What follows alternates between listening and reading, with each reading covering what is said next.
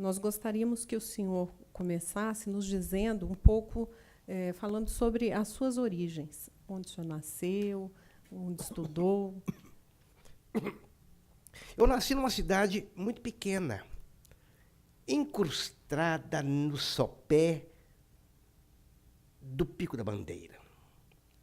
Ali no Moimirim, eu fiz o curso ginasial da época. Depois o curso científico. Mais tarde, eu fui para Juiz de Fora, onde eu cursei a Faculdade de Direito de Juiz de Fora. Dentro daquele lar em que eu nasci, alguns princípios eram muito constantes. Eu me lembro sempre que meu pai dizia assim: meu filho, não minta nem por brincadeira. Foi assim que eu fui criado. E essa minha franqueza em dizer o que eu penso, algumas vezes já me trouxe problemas. Porque dizer a verdade nem sempre é agradável àquele que escuta essa verdade. Mas essa foi minha criação. Viver com a verdade, amar a Deus sobre todas as coisas, ver no seu próximo, não um necessitado, mas um irmão. Foi assim que eu caminhei. E dou graças a Deus, porque esses princípios geraram em torno de mim tudo aquilo que eu precisava e tive que fazer nos momentos bons, alegres ou difíceis. Essa foi a minha origem. Fui para Juiz de Fora, fiquei ali uns 5 anos de faculdade, onde também servi o Exército. Agora, quando termina a minha faculdade, eu devo dizer que eu nunca havia pensado em ser promotor de justiça. A minha ideia era voltar para a minha cidade natal, Moimirim, e adentrar no escritório de advocacia de meu pai. Acontece que em toda a faculdade, nós o sabemos, existem grupos de amigos com uma maior condição de vivenciamento em conjunto. Um desses, eu jogava futebol no time da escola. Um dos jogadores chamava-se Ronald dos Santos Valadares. E ele virou-se para mim e falou: Cabral, vamos fazer o concurso para promotor de justiça? Eu falei: mas promotor? Sim. Daí a pouco, um outro colega chamado Raimundo Pereira Guedes falou: Cabral, vamos fazer concurso para promotor? Foi o segundo. Em determinado momento, o Geso Pontes, que fora sargento, e quantas vezes já fiz continência para ele, queria sair do Exército e falou: Cabral, vamos fazer concurso para promotor. 3 vezes já começa a pesar. Eu vou passar férias na minha casa e conto isso a meu pai. E ele disse: que coisa boa, e por que você não faz? O senhor se formou e imediatamente fez concurso no Ministério Público. O senhor exerceu também o magistério, foi concomitante ao exercício do cargo de promotor de justiça, foi anterior? Eu nunca lecionei até então. Mas a pergunta me leva à minha primeira comarca, porque foi lá que eu comecei.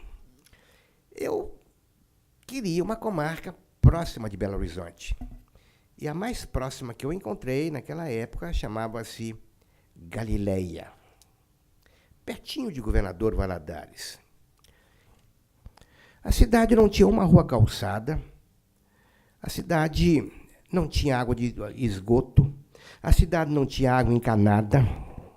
A cidade, na verdade, não tinha condições de ter se tornado cidade. Mas eu estava inserido ali. E havia, no entanto, ali um ginásio, daquela SENEC, Campanha Nacional de Escolas da Comunidade. Só em cidades pobres é que havia aquele ginásio. Ali, eu comecei a dar aulas e nunca mais deixei de fazê-lo, por todos os locais por onde eu passei. Acabei num dia, quando me aposentei, como titular de Direito Penal na Faculdade de Direito da PUC. Então, Brita, eu não, em Juiz de Fora, lecionava. Eu comecei a lecionar naquele ginásio, dando história, geografia, inglês. Dependendo do que precisava, eu dava aula. Ainda dentro dessa narrativa do senhor, a gente gostaria de saber como era o relacionamento do senhor com a população. Ah, sim. Eu tenho notado que muitos e muitos dos novos colegas autoproclamam-se agentes de renovação social, mas não sabem o que a sociedade quer. Eu sempre entendi que a presença de um promotor de justiça na comarca, e daqui a pouco eu tratarei sobre isso, é da maior importância, primeiro, para a instituição. Vamos mostrar à população que eles não estão abandonados. Segundo, para a própria população. Aqui há um promotor de justiça. E a primeira coisa que eu fazia, e sugiro até hoje aos promotores que estão entrando, é, chegando à comarca, façam um ofício.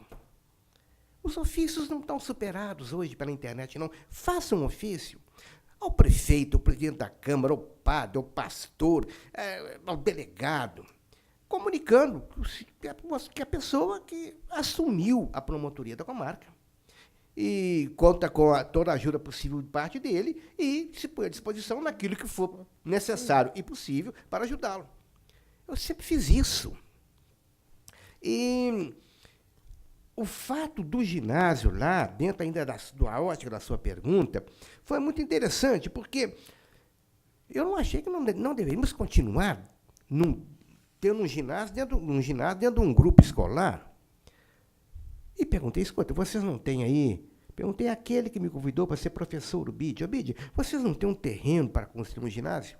Ele me mostrou um terreno cercado, maravilhoso, cheio de palmeiras. Eu falei, mas por que vocês não construíram nada? Ah, doutor, não temos dinheiro. Eu falei, escuta, vocês me autorizam a arranjar uma planta? Então, autorizo.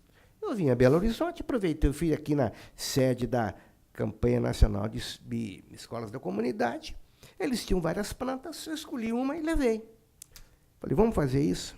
Doutor, o senhor vai me desculpar, mas você não está doido, não? Eu falei, ainda não. Vamos tentar um pouco. O que eu fiz? Eu fui à cadeia, coisa que eu sempre fiz, sempre visitei as cadeias. E tinha alguns presos que queriam sempre tomar mais sol. Eu conhecia quem era quem tinha periculosidade, quem não tinha. Reuni, batam 5. E falei, vocês querem tomar mais sol? Queremos, doutor. Mas vocês vão trabalhar. E não temos dinheiro para pagar, não. Vocês têm que ajudar. Poder arrumar o almoço. Doutor, não tem problema. Então, de repente, eu tinha 5 homens. Não estava explorando o ser humano, estamos trabalhando para o meio social. Um deles, inclusive, a filha dele formou-se lá e tornou-se professora. O pai ajudou a construir.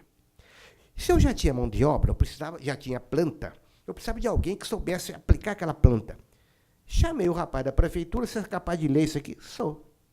Dá para ser orientado? O que tem que fazer? Nós temos que abrir os buracos do alicerce. Falei, marque, por favor. Marcou. Eu fui o prefeito. Ô, prefeito, é a vantagem de você ter contato com ele. Zé Melo. João Melo. Seu João, o caminhão da prefeitura não vai sempre ao governador Valadares? Vai. E não volta, na maior parte das vezes, vazio? Volta. Na hora que passar ali, na pedreira do Joaquinzão, a vantagem de você morar na comarca, será que você poderia autorizar umas pessoas que eu vou colocar lá, carregar o caminhão e voltar com essas pessoas? Perfeitamente. Então, eu botei 3 presos furando buraco e 2 lá quebrando pedra. O caminhão passava, recolhia a pedra e jogava. Mas tinha e cimento. Falei, ô prefeito, você vai nos ajudar? Ah, doutor Cabral, chegou numa hora boa, eu comprei um vagão de cimento. Só vou gastar metade. Eu tenho 200 sacos de cimento aí para usar no ginásio. Falei, que maravilha. Mas dinheiro para pagar uma coisa ou outra? Eu não tinha. Aí eu chamei o pessoal da diretoria do ginásio, falei assim, vamos fazer um leilão de gado? Lá é a região de gado. Então pegavam um ali, que eu um comerciante rico, fulano, só gente de destaque. Eles iam nas fazendas e falavam assim, ó, queremos construir um ginásio em Galileia. O mineiro sempre foi muito desconfiado. Mas como é que vai ser? Você não tem ido na cidade, você não tem visto aquilo que está sendo furando buraco lá, em tal lugar. Ué, aquilo é para o ginásio? Queria só ajuda. Nós vamos fazer um leilão de gado. Queria que você desse um bezerro. Queria que você desse uma bezerra, um cavalo. Eu na turma, recolheram aquilo. Eu pensei, bom, isso eu não entro porque dinheiro é da cidade. Eu falei, ó, você que é o presidente, você que é o tesoureiro, você que é o secretário, promovam um leilão e aplica o dinheiro. Foi um dos momentos felizes quando eu saí de Galileia. O ginásio não estava ainda pronto. Só faltava botar o forro no ginásio. Existia um fórum com o gabinete para promotor de justiça. Como é que funcionava? Existia telefone nesse fórum para que houvesse a comunicação com a procuradoria, com a capital?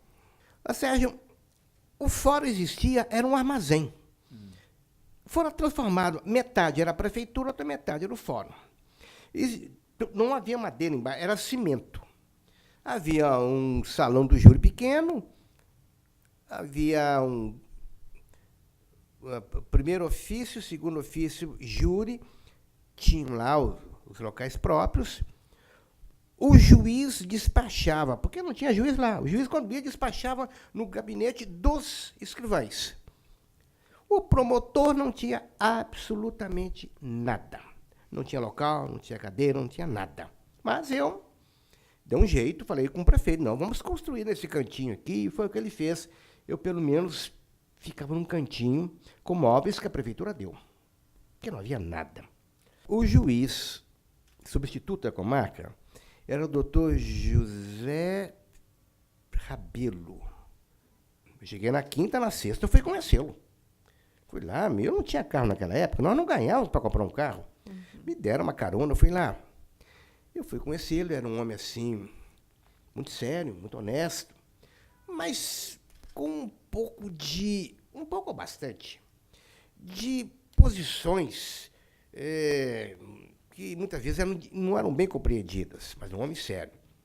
Ele virou-se para mim e falou assim, ele assentado, um birô, eu à frente, ele falou assim, doutor Cabral, o senhor sabe atirar? O Vale do Rio Doce, naquela época, era uma coisa séria. Falei, doutor Rabelo, José Vieira Rabelo, o nome. Doutor Rabelo, eu apenas sei atirar com arma de cano longo, porque com arma de cano longo eu me especializei até na minha companhia, contei a história. Ele ficou assim, e o senhor tem arma? Tem revólver? Eu falei, não, senhor, não tenho. Porque eu sou assim. Enfiou a mão nas costas, arrancou um revólver, pôs na mesa, um grandão, 38. E se isso falhar, enfiou a mão assim, tirou um 32, pôs assim. Eu falei, meu Deus, onde é que eu estou? E se tudo piorar, ele puxou assim, tinha um punhal. Eu falei, doutor Rabelo, eu admiro muito o senhor, mas eu não tenho jeito para isso. O senhor nasceu onde? Eu nasci no Maiimirim. Daí a pouco, o senhor é filho de quem no Maiimirim? Doutor Joaquim Cabral. Joaquim Cabral? Eu falei, sim. E veio, daí a pouco, última pergunta. Eu falei que tinha um tio que era juiz de direito. Como é que chama o seu tio? Eu falei, José de Tal. Falei o nome dele. Dairo. Ele deu um soco na mesa. Já vi tudo. E ficou de pé. Já vi tudo. Eu pensei, eu não vi nada, vamos ver. Já vi tudo. Você nasceu no Maiimirim. É filho do Cabral. Subiu no Dário, tirou o óculos. Você é uma fera. Eu nunca pus uma arma na cintura. E nunca fui fera. Embora sempre tenha me respeitado muito e muito, ainda mais naquela região. Talvez porque todos soubessem que eu nunca andei armado e que eu tinha respeito. E quantas primeiras sessões lá do julgamento do Tribunal do Júri? Nós sabemos que havia naquela época... era um pouco difícil a condenação, porque Na maioria das vezes, os presos conheciam, os familiares conheciam todas as pessoas da comunidade, iam antes dos jurados e pediam. Você se lembra como é que transcorreu essa sessão ou essas sessões do Tribunal do Júri no começo, quando você chegou lá? Você, veja bem, no interior, naquela época, votava em razão da profissão, da religião, do compadrismo, do partido político e por aí afora. Claro que eu cheguei numa quinta para fazer na sexta, na segunda julgamento, tinham problemas. Mas eu comecei a conhecer todo mundo. E aí, não havia juiz, o juiz era o substituto. Sim. Eu entrei no ano seguinte com uma relação de modificação do corpo de jurados. Colocando quem? Colocando, de preferência, pessoas que não eram da cidade.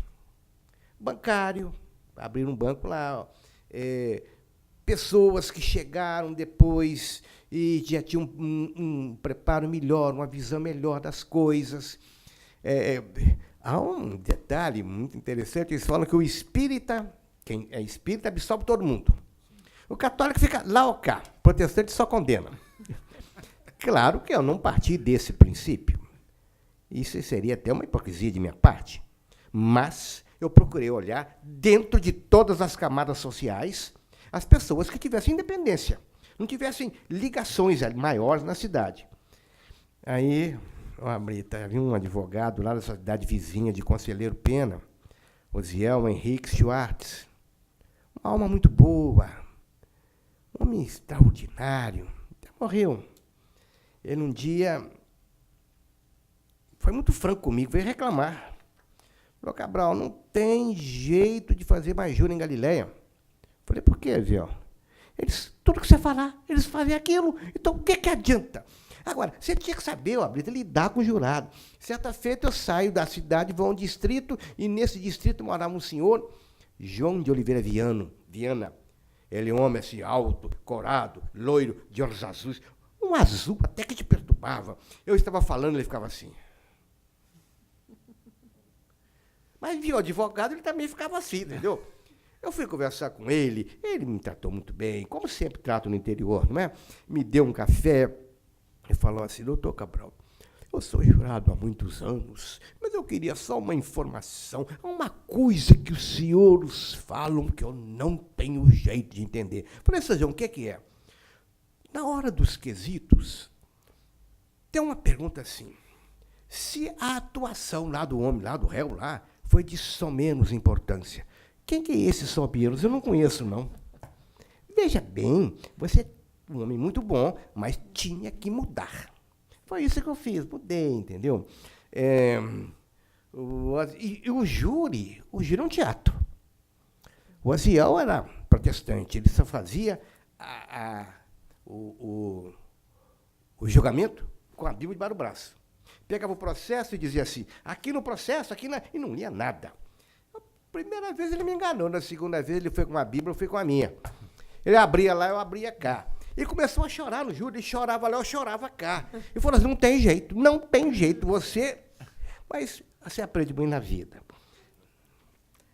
E como que era o sistema de promoção e remoção naquela época? É assim, olha, você tinha que se humilhar, procurar os procuradores, e eles iriam recebê-lo nas suas casas com uma pompa, com um ar de grandeza, e você humilde. É como se fosse uma formiga diante de um elefante. Doutor, eu gostaria muito que o senhor pensasse no meu nome, me ajudasse a entrar numa lista por merecimento, aquele que mais pedia, que ele tivesse mais influência, ia. Acontece que, na minha vida, eu dei muita sorte. Eu fui para o Vale do Rio Doce, ninguém queria ir para o Vale do Rio Doce. Então, eu nunca tive problemas. Entrava numa lista e era promovido. Vagou-se Resplendor, eu me candidatei, eu fui nomeado, fiquei lá 2 anos. Eu fiquei 3 anos em Galileia, 2 anos 2 anos e meio em Resplendor, e depois eu fiquei, acho que 4 em Conselheiro Pena. De lá, eu fui para o exterior fazer um curso. Mas era assim que foi a promoção, eu não tive dificuldades. Mas havia colegas nossos, Helene, que ficavam 10, 15, 20 anos numa comarca, esperando abrir a comarca vizinha para poder ter uma chance de ir para lá. E diziam até que minha carreira foi muito rápida na época, diziam que nunca tinham visto uma carreira tão rápida quanto a minha e que eu não era filho de desembargador. Quer dizer, filho de desembargador, quer dizer, ia rápido. Eu gastei 12, 15 anos para chegar em Belo Horizonte. E naquela época foi uma explosão de rapidez. Então, agora nos conte, por gentileza, alguns fatos que marcaram a sua trajetória lá em Resplendor. Emendou? Olha, fiquei menos tempo lá, então tem menos coisa para contar. Mas a primeira coisa foi a seguinte. Eu cheguei num momento político local de mudança política. Um determinado partido era o mandatário e foi o outro quem ganhou. Um belo dia eu estou no meu gabinete, quando chega um senhor, não sei o nome dele, chegou um senhor, e chegou com um bilhete. Chegou com um bilhete às mãos, me entregou. Doutor promotor, por favor, atenda o senhor fulano de tal, que é meu amigo. Datou e assinou. Bom, a obrigação do promotor é atender o meio social, entendi. No dia seguinte, me volta um outro, com um outro bilhete, a mesma pessoa. Eu já olhei aquilo e falei, isso, não estou gostando disso. Terceiro dia, mesma coisa. Esse senhor era um chefete político da ala local que havia ganhado. Quando chegou ao quarto com o bilhetinho, eu falei com ele, olha, meu senhor, o senhor não tenha dúvidas. Eu vou ouvi-lo, vou atendê-lo no que for possível. Agora, antes, você vai me fazer um favor, depois você volte aqui. Pois não. Você vai pegar esse bilhete, entregar ao seu fulano de tal, que mandou você entregar, e dizer que o promotor de justiça atende qualquer um que comparecer no gabinete dele. Não importa a riqueza, a cor, a religião ou o partido político. E se me chegar mais alguém com um bilhetinho dele, eu não atenderei. Certo? Certo. Ele foi lá, voltou, atendi, não, nunca mais recebi um bilhetinho. Depois, lá em Resplendor, eu lecionei no ginásio estadual, na Senec, e eu tinha um detalhe. Eu comia a comida dos presos uma vez por mês. Eu chegava e via almoçar. Você vai almoçar.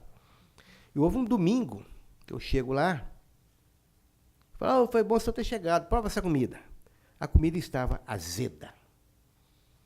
Eu falei, chama aqui o fornecedor. Aqui, ó, aqui estão as marmitas. Hoje é meu dia de comer aqui. Essa comida nem porco come. Eu vou ficar aqui e só saio daqui na hora que vier a nova refeição e eu como aqui. Nunca mais repetiram aquilo para os presos. É o exemplo que você tem que dar, a presença que você tem que dar. É isso que o promotor tem que fazer. Agora, a promoção para Resplendor, para Conselheiro Pena, foi um fato também, Elaine, que me tornou assim, muito sensível. Eu estou em casa no fim de semana, acho que um domingo também, quando apareceram 3 senhores lá em casa. Doutor Cabral, eu represento o PSD. Virou outro. Eu represento a UDN. Virou outro. Eu represento a maçonaria. E nós viemos em conjunto pedir ao senhor que o senhor se inscreva. Porque sabemos que o senhor tem um bom nome na Procuradoria. Se o senhor se inscrever, você não vai precisar pedir a ninguém. Nós, que estamos representando, vamos levá-lo para a Conselheiro Pena. Porque o senhor é um homem com feitio funcional e moral que nós queremos. Como é que se dava, então, essa promoção? O senhor começou a falar, mas o promotor ele tinha que procurar o apoio dos chefes políticos, não foi o seu caso aqui, mas quando ele pleiteava uma promoção, ele procurava o apoio dos chefes políticos locais para que houvesse, então, uma gestão junto ao governador. Como é que se dava isso? Quem levava os atos para o governador? Era o secretário de Interior e Justiça. Não era nem o procurador. O procurador não despachava com... Não despachava? Não, nunca despachava. Não, nunca. Era o secretário do Interior e Justiça que despachava. O promotor, quando pleiteava uma promoção, como o juiz também, ele tinha que ir à cidade, pegar um cartãozinho do prefeito, ou do presidente da Câmara, ou do chefe do partido majoritário no governo, se o governador era da UDN ou do PSD, vir a Belo Horizonte, procurar o deputado do partido do governador aqui, mostrar que as bases queriam que ele fosse, para o deputado dar um outro cartão ou um telefonema para o secretário do Interior. O secretário do Interior, quando ia despachar com o governador, cada candidato tinha a sua pasta. Nessa pasta estavam todos os pedidos políticos para aquele governador, para aquele candidato. Aquele que tivesse mais padrinhos é que seria promovido. Mas também isso ocorria na hora da nomeação. Hoje, nós somos nomeados, ou são nomeados promotores, pela classificação no concurso. Naquela época, não. Naquela época, eu vi casos, doutora Helene, de pessoas que passaram nos primeiros lugares serem defenestrados por aqueles que passaram em últimos lugares. Porque os últimos tinham um padrinho político, os outros não tinham. A promoção com o procurador-geral despachando com o governador só ocorreu na gestão do doutor Valdir Vieira, depois da Constituição de 88. O doutor Valdir Vieira foi despachar com o governador e o secretário de Interior e Justiça não queria, não deixou. Ele falou, não, se vai, eu vou também e tal, eu sei que ele foi. Mas então ficou combinado, secretário, toda vez, doutor Valdir, que o senhor quiser despachar com o governador, o senhor me procura que eu levo o senhor lá. Ele falou, não, mas que é isso? A lei já disse que é o procurador-geral. E aí deve ficar muito registrado o seguinte, foi na época do doutor Aloysio Quintão que o procurador-geral passou a mandar projetos de lei ligados ao Ministério Público diretamente à Assembleia, propor aumentos de vencimentos, e eu estava presente, isso, para mim, na minha história, uma honra muito grande, eu e outros colegas, na primeira vez que o doutor Aloysio Quintão assinou, na frente da Câmara de Procuradores, o ato de nomeação, remoção e promoção de vários promotores de justiça, e isso foi registrado na ata. É a primeira vez que se faz isso em Minas Gerais. Doutor, sem interferência externa. Né? E sem interferência externa. Hoje em dia não passa pela nossa cabeça que venha um político pedir para promover um promotor de justiça. Pelo contrário, será até negativo.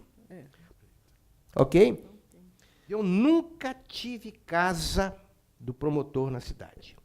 Galileia, Resplendor, Era comum, doutor Cabral, o promotor de justiça chegar numa comarca e a comarca ter uma casa da prefeitura destinada ao juiz em ao algumas promotor? regiões era comum. Era tão pouco que a gente ganhava que essa casa era uma forma de você ter um pouco mais de recursos financeiros. Você não gastava dinheiro com uma casa. O Conselho Europeu não tinha casa. Até que sai o juiz, e vai um juiz novo.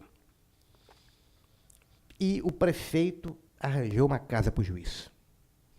Eu fui procurá-lo.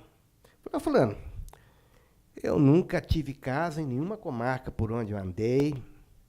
Aqui em Conselheiro Pena, nunca pleiteei casa. Mas agora chegou o doutor fulano de tal aqui, vocês conseguiram uma casa para ele, então é preciso que haja uma casa para o promotor de justiça. Não é para o doutor Joaquim Cabral, é para o promotor de justiça. Ah, eu não posso, que não sei o quê. Falei, mas como é que você arranja para o juiz e não arranja para o promotor? Ah, não tem condições. Ah, não tem condições. Tudo bem. Eu, em contato com um amigo que eu tinha, um colecionador de selos como eu, de Portugal, eu falei com ele que tinha muita vontade de fazer um curso em Portugal. Ele falou, olha, escreva para a Fundação Calouste Gulbenkian, Rua de Berna, acho que 5. Mandei toda a documentação.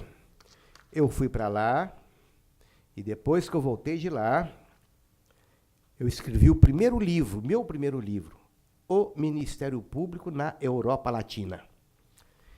Esse livro, só interromper o senhor um segundo para dizer que realmente é um livro histórico para o Ministério Público e até para a história, né, do Ministério Público mundial, porque ele trata de 4 ou 5 países do Ministério 4 países, Público. Portugal, 4 Espanha, países, Portugal, Espanha, Espanha, França e Itália.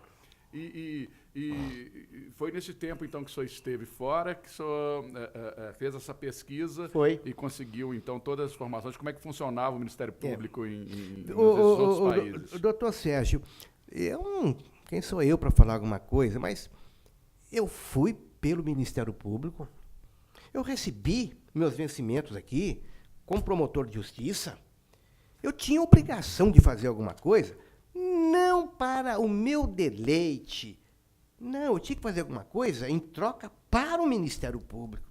Quando você ganha uma bolsa de estudos, eu acho que uma certa deturpação. Não é para você fazer um doutorado, um mestrado, tem que saber, isso interessa ao Ministério Público.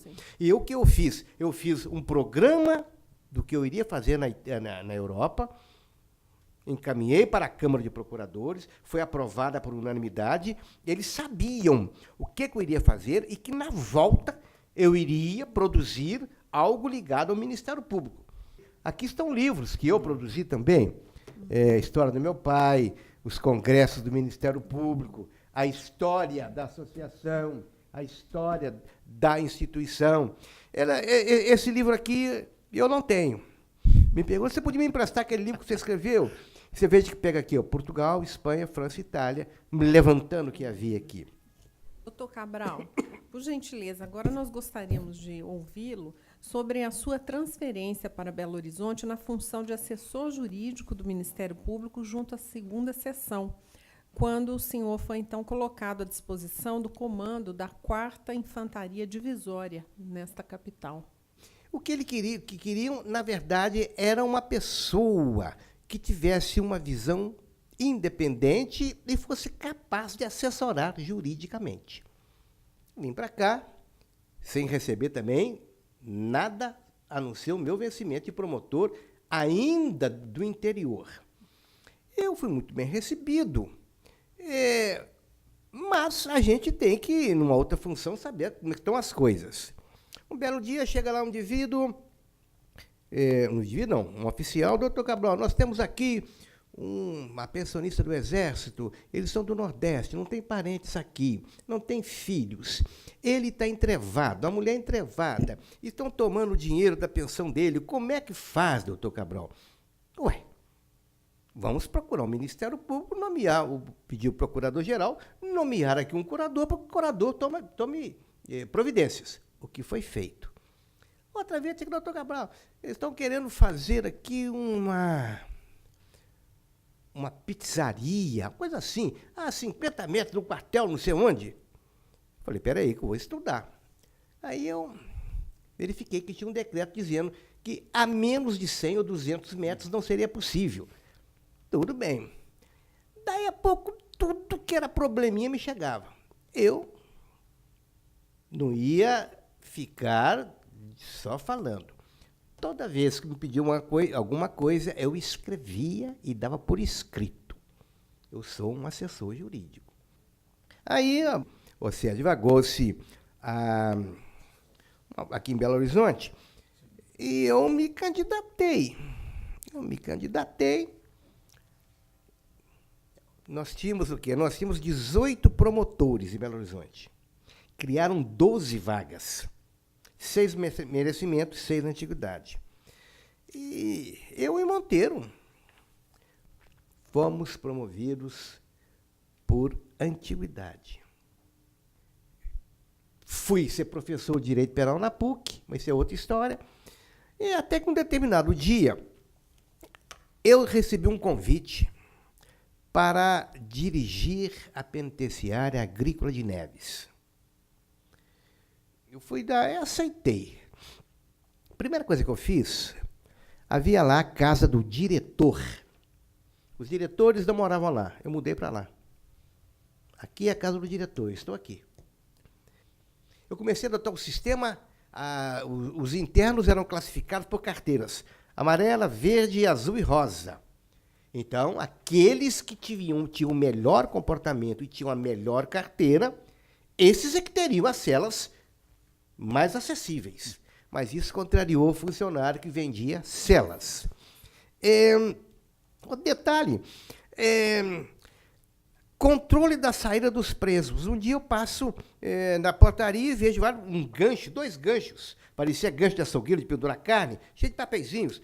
Papel manilha, papel de embrulho, e tá assim: fulano de tal está autorizado a sair, fulano de tal, Beltrano está autorizado a sair.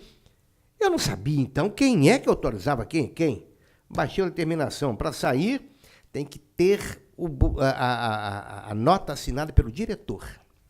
E mandei fazer um sistema em que havia duas partes: enchia aqui e enchia cá. Destacava esta que está aqui para pendurar, e a outra ficava comigo. Não tinha jeito mais de pegar dinheiro dos presos para autorizá-los a sair. Então isso começou, eu não tive problemas com preso, eu tive com alguns funcionários da administração. Porque eu comecei a cercear, cortar o aproveitamento ilícito que eles faziam em cima dos presos. Mas não adiantava só controlar a saída. Eu tinha que olhar o aspecto cultural. A escola primária da penitenciária estava fechada. Reabri a escola e estabeleci lá: preso que frequentar a escola terá vantagens A, B, C e D. Aquilo começou a ter mais gente na escola. Da penitenciária, eu trouxe essas lembranças, essas passagens. E então surge a Procuradoria. Procuradoria, eu era ex-presidente da associação, eu era presidente da CONAMP, eu estava na luta pela Lei Complementar 40, que eu tive uma luta muito grande com aquilo. Eu era professor de Direito Penal há anos na PUC. Eu me candidatei a procurador uma vez, não consegui entrar em lista, nunca mais eu me candidatei. Então, um belo dia, eu sabia que pela minha idade eu iria chegar tranquilamente. Aí eu era o mais antigo, acho que o Monteiro era o segundo ou terceiro. Chegou a minha vez, não teve surpresa, né? Eu gostaria só de interromper o senhor para lembrar o trabalho, o estudo que o senhor apresentou no 4º Congresso Nacional do Ministério Público sobre justamente isso, a criação de critérios objetivos para a formação das listas para a lista tríplice de promoção por merecimento. E salientar, inclusive, uma fala desse estudo que o senhor dizia: é humilhante e humilhatório ter-se que pedir voto para promoção por merecimento, porque o merecimento não se pede, mas adquire-se pelo próprio esforço e trabalho. É uma frase muito bem construída. Então, isso sintetiza realmente o que eu sempre pensei em matéria de merecimento. Como procurador, eu integrei a chamada 7 pragas do Egito. O Conselho Superior, naquela época, eram todos, a Câmara, ou melhor, um colégio, era o Conselho. Mas, com a modificação da legislação, o Conselho tinha que ser eleito. E, naquela época, a primeira eleição dizia que o Procurador-Geral e o Corregedor seriam natos. O Procurador indicaria 3 nomes, e ele indicou Afrânio Proença, Délio Osório de Paula e Luiz, de Uberlândia, um alto, me esqueci, 5. A classe teria que eleger 2. E a classe elegeram a mim e ao Severino, os 7. As 7 pragas do Egito. Porque eram homens que tinham o pensamento que eu tinha. O merecimento não é pedido, o merecimento é adquirido. E aí era uma praga, porque não vota em mim, porque se eu mandar o fulano pedir, o ciclano pedir, vai ser pior. Então, marcou a época. Depois o conselho passou a ser de 9, depois passou a ser de 10 ou 12, como é hoje. E nessa época, a votação era feita na urna E de forma fechada, não como é hoje, né, aberta, não é isso? O homem que fez para a instituição uma das maiores contribuições no aspecto de promoção, remoção, permuta, é com muita honra que eu falo aqui, meu amigo Luiz Carlos Abrita. Foi o pai dele que levantou a voz e hoje vocês, procuradores, dizem alto e bom som, quando integram a Câmara, eu voto em fulano, ciclano e beltrano. O que lhes dá liberdade de falar, eu não posso votar em você, porque já tem 2 remanescentes. O que não havia antigamente. Tem 2 remanescentes. Eu tenho que votar em mais um. Eu já tenho um compromisso com um outro promotor. Numa próxima oportunidade, eu vou estudar com o maior prazer. Não era assim. Não era assim. Eu sei que eu participei da elaboração de várias leis orgânicas. Eu participei na Câmara e no Conselho da redação de regimentos internos. Tudo caía nas minhas costas, afinal de contas. Na minha não, na minha de outros, claro. E a própria Lei Complementar 40, que para mim foi a carta de alforria do Ministério Público, já que foi graças a ela que posteriormente veio a Constituição de 88. E a Constituição de 88 inseriu no seu texto todas as garantias da Lei Complementar 40, eu posso dizer que foi uma visita que eu à frente da Confederação, fizemos ao ministro Ibrahim Abiakel, e ele dizendo assim, os senhores estejam certos. Antes de entregar esse ministério, essa lei estará no Congresso Nacional. E foi isso que ocorreu.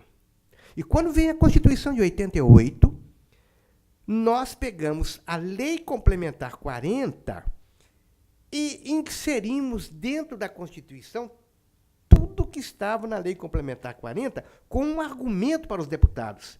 Nós não estamos pedindo nada. Estamos pedindo aquilo que os senhores já aprovaram, que colocam o que aprovaram na lei. E eles anuíram, concordaram. A única coisa nova que estava lá não foi colocada pela Confederação, foi colocada pelo deputado Ibsen Pinheiro, quando ele colocou lá que o Ministério Público faria a fiscalização da polícia. Isso não foi coisa da CONAMP, foi ele e passou. Na lei complementar número 40, de 81, já havia no seu artigo 3º, inciso 2, a prescrição de que são funções institucionais do Ministério Público promover a ação civil pública.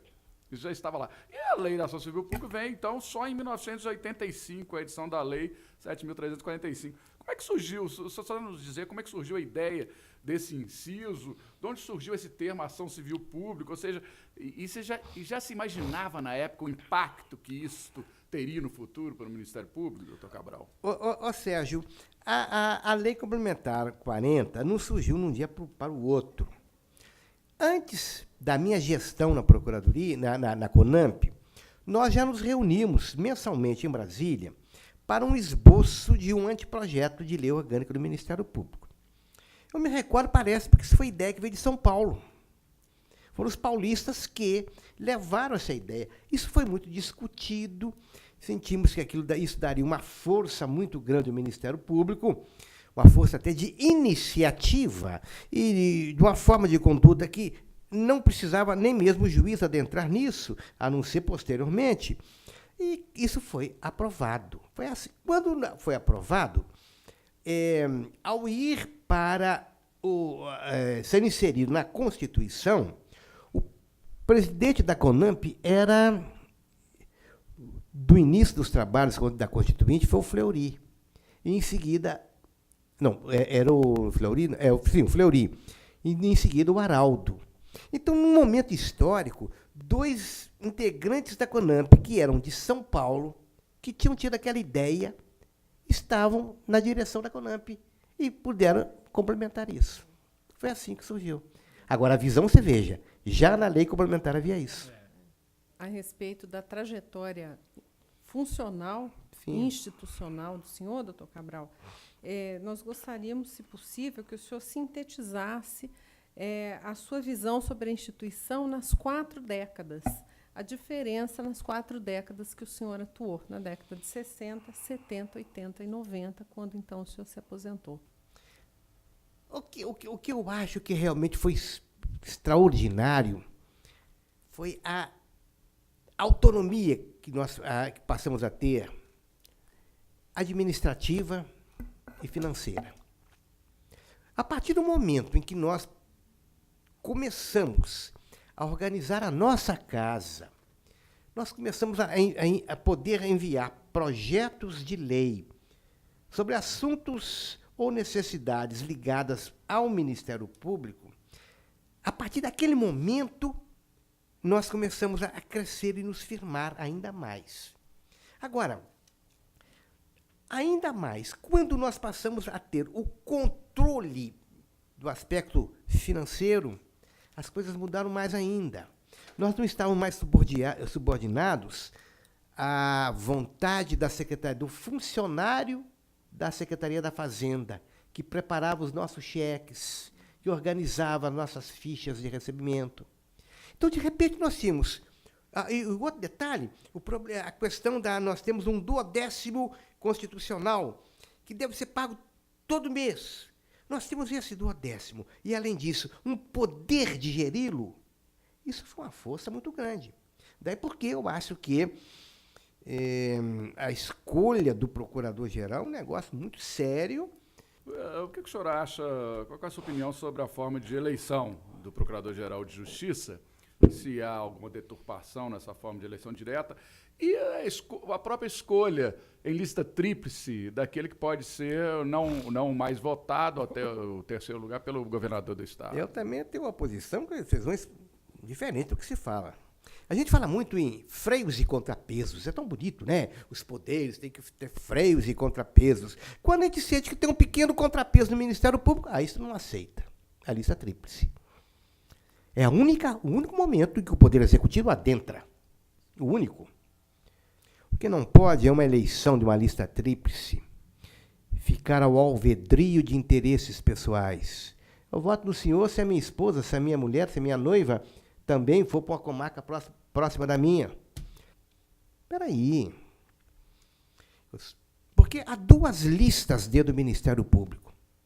A lista que faz efeitos internos e a lista que faz efeitos externos. Quando a lista produz efeitos internos, promoção, remoção, permuta, a lista é tríplice. Quando ela vai produzir efeitos externos, a lista é quíntupla, ou sextupla, lista sextupla. Vaga no Superior Tribunal de Justiça, vaga no Tribunal de Justiça. O Ministério Público faz uma lista sextupla. Agora, a lista de procurador-geral, ela vai ter produção interna ou externa? Externa, o governador é que vai escolher. Então, por que lista tríplice? Coloca lista sextupla. E qual seria a vantagem disso? Acabar as brigas para que um grupo ou outro queiram colocar 3 de um determinado grupo, o outro 3 do outro, e aí é que surge a briga. Coloca uma lista sextupla. Lista sextupla. Isso, eu, governador, estou perguntando à classe, quais são os 6 integrantes da instituição, homens e mulheres, que os senhores da classe entendem que estão aptos a dirigir a classe? Esses 6. Agora, a escolha é pessoal. Mas por quê? Há uma corrente que fala assim, não, o mais votado. Sim, tem muitos colegas brilhantes em Minas e fora que defendem isso. Mas nós não podemos nos esquecer que o chefe do Ministério Público também tem a sua função administrativa e política. Ele tem que ter relação com os poderes constituídos. E um dos poderes constituídos é o Executivo. E, de repente, você fala assim, eu sou do partido A, ele é do partido B. Vamos fazer todos a lista de 3 do A, porque qualquer um que ele escolha, ele vai ser a oposição ferrenha ao governador. Isso soma, isso ajuda, isso engrandece, isso facilita. Então, o que eu acho? A lista deveria ser sextupla. Não vejo um sistema de freios e contrapesos a presença do governador para escolher um, porque ele não está escolhendo um que ele queira, um dos 6 que a classe quer. Eu acho que a eleição direta pode, inclusive, acirrar ânimos. E a questão do quinto do Tribunal de Justiça? Você acha defensável essa ideia que o quinto Tribunal de Justiça seja composto por membros do Ministério Público? Eu sou contra o terço. Se se vai manter isso, então vamos colocar... Não, eu sou contra o quinto. Vamos colocar o terço. Um terço de juiz, um terço de promotor, um terço... O que sobrar é alternativo. Ou então, que seria melhor, para que termos representação lá? Passo lá mais a vaidade de um ou dois? O Afrânio Proença, há anos atrás, falava assim, eu sou muito contra essas vocações tardias. Muito interessante. E há, inclusive, uma tese, se há o quinto para o Tribunal de Justiça, deveria haver também no Ministério Público o quinto dos Não há advogados. dúvida. Na OAB e aqui. É isso mesmo.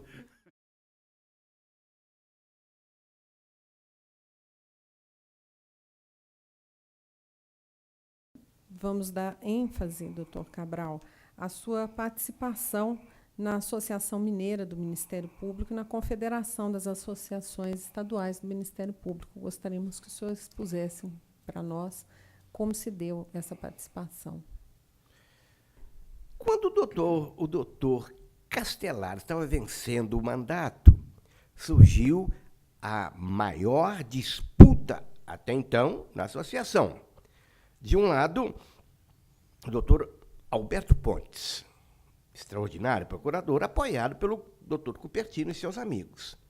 Do outro lado, o procurador Marcos Elias de Freitas Barbosa, apoiado pelo doutor Castelar e seus amigos. Vejam um detalhe interessante. Ambos eram procuradores de justiça.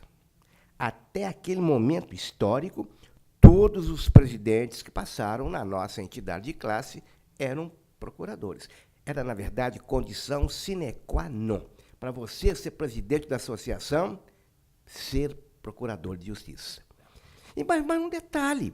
O doutor Marcos Elias ganhou, mas da sua chapa, só o tesoureiro, Caio Bolivar. Todos os outros eram da chapa do Cupertino. Era possível, então, votar na chapa pegando alguns membros Sim. de outro? Isso foi há pouco tempo que acabaram com isso. Você não me perguntou, mas eu gostaria de falar. Eu, pessoalmente, eu acho que o sistema antigo era interessante. Uniam as forças, não porque eles quiseram ou queriam uni-las, porque a própria classe, os próprios eleitores, entendiam que o melhor candidato para uma função seria você, o outro seria a Elaine. Isso deu certo, parece que foi só a partir da administração do doutor Vartuli que começaram a criar o problema de ter que votar em chapas completas. Olha, vejam bem como é que foi interessante. Eu, quando cheguei, comecei a ajudar a todas as forças, um lado e outro, eu nunca fui de criar grupo. Quando lançaram a chapa do doutor Marcos Elias, meu nome era o candidato a primeiro secretário. Quando lançaram o doutor Cupertino, meu nome era de primeiro secretário. Mas, de repente, houve um movimento interno lá, não sei bem o que houve. Não vamos misturar, tem que ser ou numa ou noutra. Falei, qual foi a primeira que o Cabral foi lançado? Pela do Cupertino. Então, fica no Cupertino. Então, eu fui eleito. Ganhou o Marcos Elias e, evidentemente, agora eu era um integrante da associação. E tinha que ajudar ainda mais. O doutor Marcos Elias pretendia fazer aqui o 4º Congresso Nacional do Ministério Público. O primeiro foi em São Paulo, em 1941. O segundo em Guarapari, em 1970, 20 anos depois, ou 30. O terceiro foi em Porto Alegre. O quarto em Minas Gerais. Eu fui seu secretário-geral. Ora, esse fato foi, para mim, de uma coincidência ou um valor muito interessante, valor classista muito grande, porque eu já estava sendo conhecido aqui na capital, pelos promotores da capital. De repente, a um congresso eu começo a ser conhecido pelos promotores do interior. Logo em seguida, uns 5 ou 6 meses depois do congresso, haveria a sucessão da associação. E aí foi uma loucura. Lá no Lanchonete Nacional, estavam reunidos os promotores e nós tivemos a maior audácia que se poderia ter naquela época. Nós resolvemos fazer uma chapa inteira só de promotor de justiça. Eu, presidente, Monteiro, vice, o seu pai ainda estava no interior, o Afrânio era promotor, o Paulo Sérgio promotor, o de Juiz de Fora, o Cheque é promotor, o Zé Costa, aqui em Sete Lagoas. E não houve oposição. Nós fomos eleitos por unanimidade. Só que eu e Monteiro nunca mais entramos em uma lista qualquer, sequer. Nós chegamos a procurador por antiguidade, primeiro porque nós não fomos fazer o beijamão, como disse na vez anterior, e a Casa dos Procuradores pedir voto por merecimento. Segundo, porque nós tiramos um lugar dos procuradores. Presidência da associação. Depois do meu mandato foi o Monteiro. Depois do Monteiro foi o Abrita. Depois do Abrita foi o Salomão. Todos promotores de justiça. Na minha gestão, tivemos o primeiro funcionário da associação. Como primeiro funcionário? Porque eu consegui que lá no fórum, no 12º andar, havia um cantinho, a associação pudesse ali funcionar. E consegui, de graça, não sei de quem, uma máquina de escrever velha, foi o filho do Zé Costa, que era tesoureiro, o Carlos Henrique de Araújo Costa, um rapaz excelente, que já faleceu, infelizmente. Ele era o secretário. Dentro da associação, quando eu adentrei e era candidato, eu apresentei um programa de trabalho. Foi a primeira vez que surgiu um candidato com um programa. Esse programa, no 80%, 90%, eu consegui realizá-lo. Quando vence o meu mandato, o Monteiro foi eleito e indicou meu nome para vice-presidente da CONAMP. Eu fui vice-presidente. Posteriormente, eu então fui indicado para a presidência da CONAMP, mas foi uma coisa muito interessante. Houve o Ministério Público Federal, que integrava a CONAMP, quis assumir o comando da CONAMP e teve o apoio de Santa Catarina, Distrito Federal, Goiás, porque eles lançaram o Pereira como candidato em Goiás, e a eleição foi em São Paulo. E foi uma eleição, eu e o Pereira. Na hora da Assembleia, no momento final da Assembleia, fizeram uma proposta para que os dois candidatos apresentassem o seu programa. Aí me deixaram falar, né? Quando me deixaram falar, então, eu acho que ali eu convenci algumas pessoas. E eu fui eleito também por um voto. E eu não poderia empatar, porque eu era mais novo do que o Pereira. Como presidente da CONAMP, então, eu entendi que eu tinha como obrigação, e isso tive para comigo mesmo, de fazer chegar ao Congresso Nacional a lei que estava prevista na Constituição. A Constituição dizia assim: lei orgânica de iniciativa do Presidente da República estabelecerá os princípios fundamentais do Ministério Público dos Estados. Na época, o ministro era Ibrahim Abiaquil. E eu não me canso de dizer, o Ministério Público de hoje, não de Minas, mas de Minas e do Brasil inteiro, deve a sua existência como é hoje a Ibrahim Abiaquil. Por que a CONAMP é chamada, ou era chamada também de CAEMP? Por que essa denominação CAEMP e não CONAMP, e nós todos falando CONAMP até hoje? Os estados, a maioria deles, tinha uma associação de classe. Mas, em um determinado momento, nós entendemos que as associações individualmente teriam pouca força. Seria preciso que elas se coligassem, criando uma confederação. Isso foi feito por ideia de Minas Gerais, partindo do Dr. Zé Cupertino Gonçalves. Foi feito durante um congresso que houve no Rio de Janeiro, ou melhor, não no Rio de Janeiro, uma cidade serrana do Rio. Lá, todos concordaram em criar esse órgão, mas a instalação seria aqui em Ouro Preto. Realmente vieram todos para Ouro Preto, 3 ou 4 meses depois, fizeram os estatutos e deram a esse estatuto, ou a essa figura jurídica criada de Confederação das Associações Estaduais do Ministério Público, CAEMP. Mas, em determinado momento, o Ministério Público Federal adentrou na CONAMP. Como é que iriam continuar com a associação estadual? Então, nós colocamos Confederação Nacional do Ministério Público.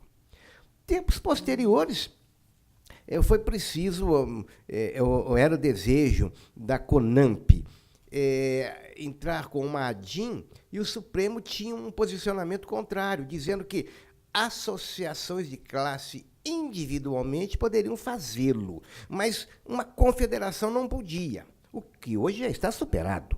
Mas, naquela época, para que nós pudéssemos, se necessário, agilizar ou uma ADIM, nós tínhamos que mudar o nome. Então, mudamos Associação Nacional dos Membros do Ministério Público. Ora, se o Supremo falou que uma associação poderia e não uma confederação, nós mudamos. Mas como a expressão CONAMP ela já era conhecida de todo o Ministério Público, consta nos nossos estatutos atuais, que ela se chama Associação Nacional dos Membros do Ministério Público, CONAMP. Sim. Essa é a posição atual.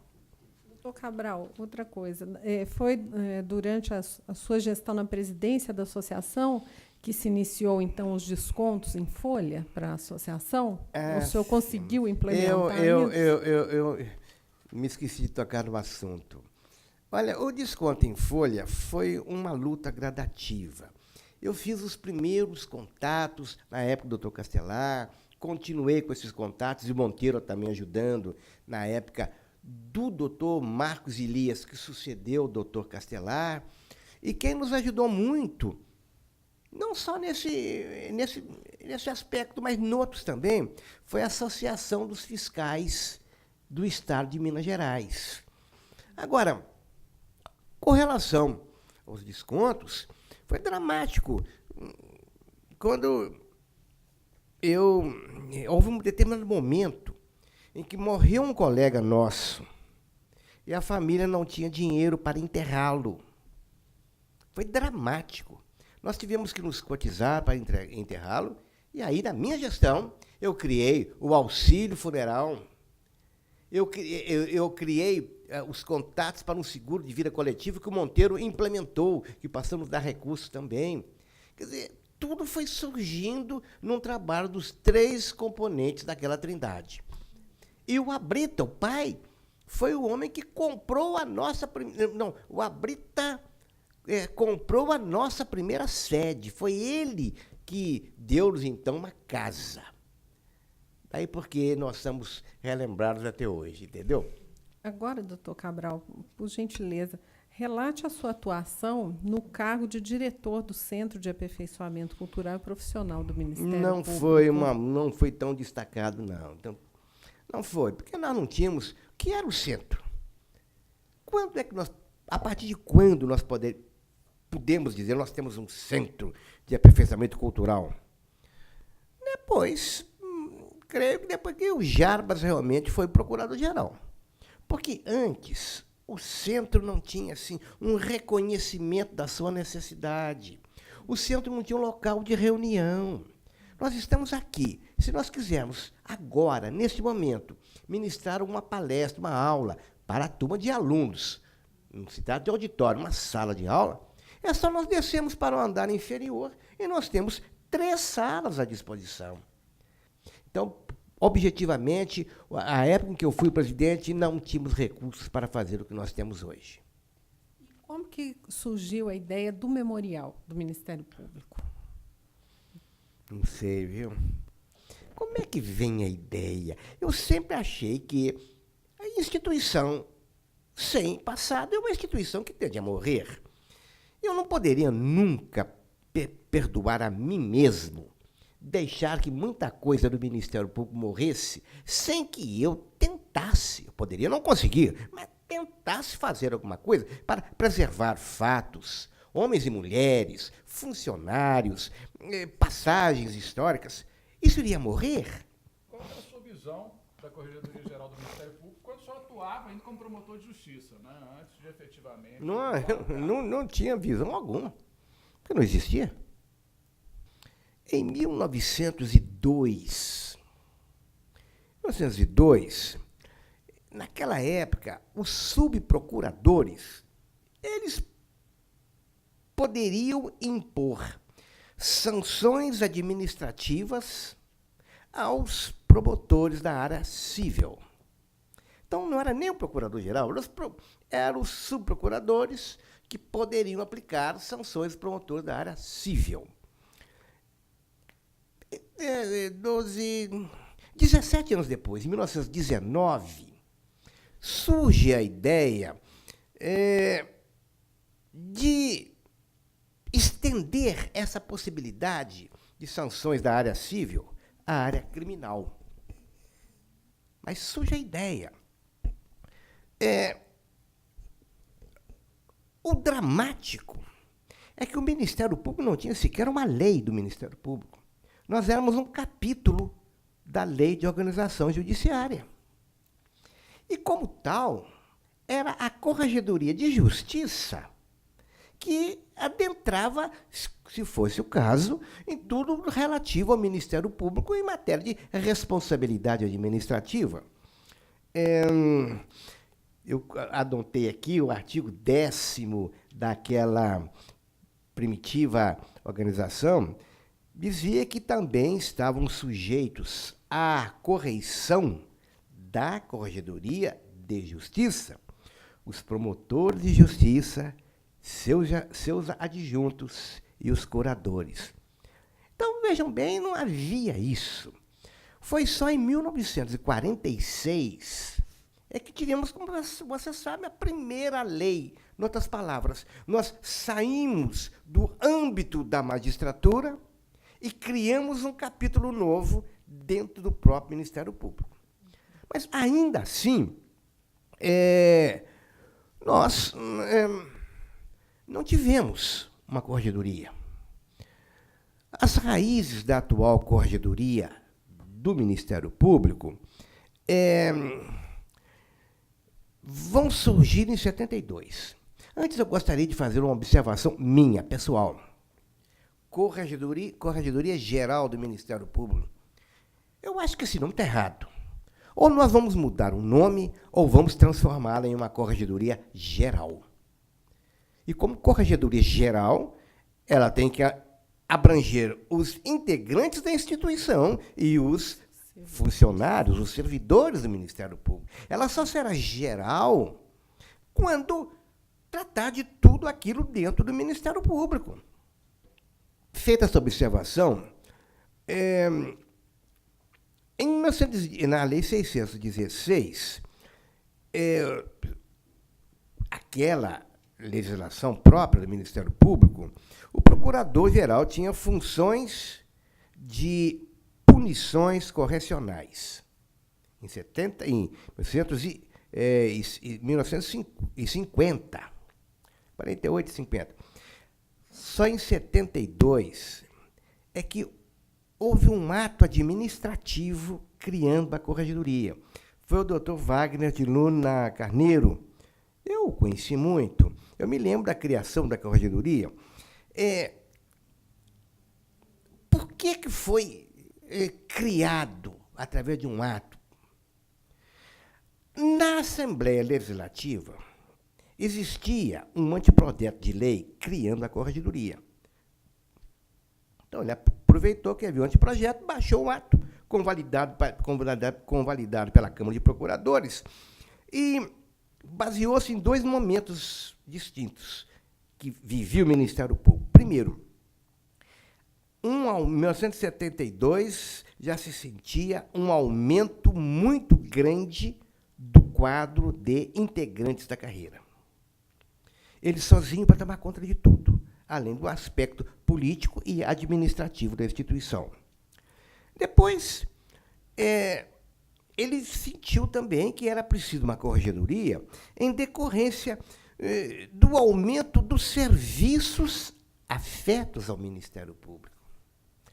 Ainda mais hoje. Hoje já é da geração de vocês, criação de promotorias especializadas, não havia naquela época, mas os serviços estavam aumentando. Então, no Conselho Superior, numa sessão, do 125ª sessão, ele comunicou que estava baixando um ato, criando a Corregedoria do Ministério Público e indicando aquele que iria exercer a Corregedoria, Dr. Marcos Elias de Freitas Barbosa. Mas, naquele instante histórico, a Corregedoria não tinha espaço físico. A associação, quando surgiu, não tinha espaço. O corregedor não tinha um só assessor.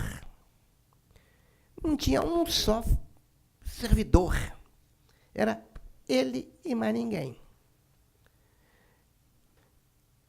Um ano depois, é criado aquele projeto que estava na Assembleia, ele foi aprovado e foi criada oficialmente a nossa Corregedoria.